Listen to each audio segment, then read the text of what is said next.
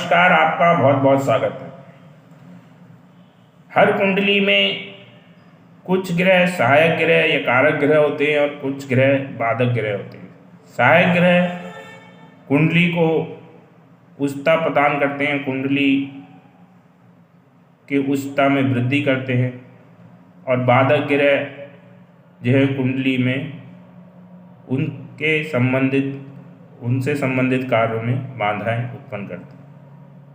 तो बाधक ग्रह कौन कौन से हैं मैं आपको बताता हूँ। अगर आपका चर लगन है, यानी कि 1 नंबर, 4 नंबर, 7 नंबर और 10 नंबर का लगन है, तो आपका एकादश भाव का स्वामी बाधक ग्रह कहलाएगा। और आपका अगर स्थिर लगन है, यानी कि 2 नंबर, 5 नंबर, 8 नंबर और 11 नंबर का लगन है, तो आपका नवमेश या भाग्य का स्वामी ग्रह जो है आपका बाधक ग्रह कहलाएगा।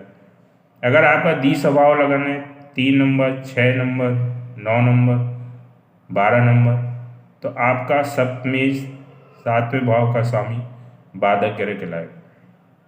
ये बाधक ग्रह अपनी अंतर्दशा प्रत्यांतर दशा में खास तौर से ज़्यादा खराब परिणाम देते हैं या कार्य में बाधाएं पहुंचाते हैं। हालांकि जिस भाव के स्वामी हैं उसके फल तो आपको देंगे ही, लेकिन कई कार्यों में ये बाधा, देरी, रुकावट पैदा करते हैं। ये बाधक ग्रह कब रुकावट पैदा करते हैं ये भी मैं आपको बताता हूँ। हर समय ये रुकावट पैदा नहीं करेंगे या इनका प्रभाव बहुत ही क्षीण होगा, आपको मालूम भी नहीं चलेगा कब इनकी दशाएं और रुकावटों वाला जो आपको मैं बता रहा हूँ आया या नहीं आया। लेकिन अगर इन्हीं भाव में जिस भाव के ये स्वामी बन रहे हैं, यानी एकादश भाव और नवम भाव और सप्तम भाव, अलग अलग लगन के लिए अगर उसमें खर ग्रह भी बैठे हों तब ये ज़्यादा इफेक्टिव होते हैं, तब ये आपको ज़्यादा परिणाम में, ऐसा बहुत कम कुंडलियों में देखने को मिलता है। लेकिन जिसकी कुंडली में भी बाधक ग्रह के भाव में अगर खर ग्रह भी बैठे हों तो वो ज़्यादा प्रभावित करती। अब खर ग्रह क्या होते हैं? 22वें दृष्टिकोण और 64वें नवांश को खर ग्रह कहा जाता है। अब 22वां दृष्टिकोण क्या होता है? अगर आपका D3 चार्ट है तो D3 चार्ट का जो अष्टम भाव का स्वामी होता है, अगर आप D3 चार्ट खोलें अपना, आप किसी ऐप से या कहीं से भी देख सकते हैं, D3 चार्ट लिखा होगा, तो उसका अष्टमेश यानी अष्टम भाव का स्वामी को हम 22वां दृष्टिकोण कहते हैं।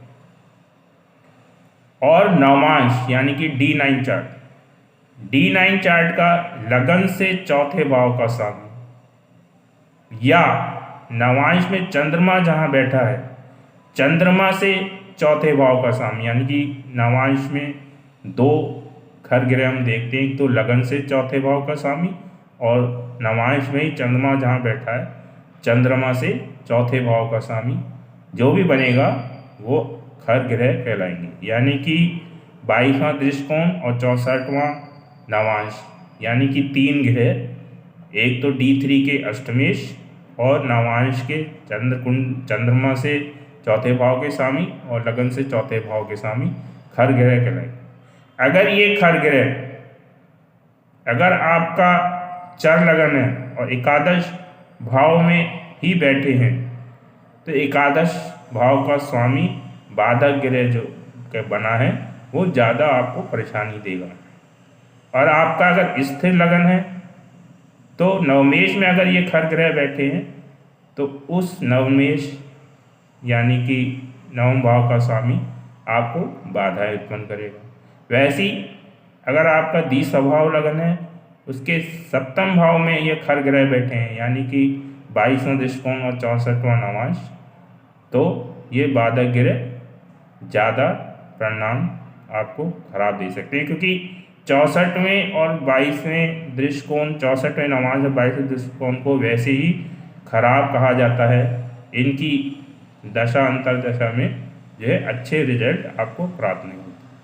तो आप भी देखिए कि आपके कौन बाधक ग्रह बन रहे हैं आपके लगन के अनुसार, और उसमें खर ग्रह तो नहीं बैठे हैं। अगर कोई आपके लगन के अनुसार बाधक ग्रह बन रहा है तो अब इतना घबराने की ज़रूरत नहीं है, ज़्यादा परेशानी नहीं देगा। लेकिन अगर खर ग्रह भी है तो उस दौरान आपको थोड़ा सा सतर्क रहने की और परेशानी हो सकता है उस दौरान आपको प्राप्त हो। तो इस वीडियो में इतना ही। धन्यवाद।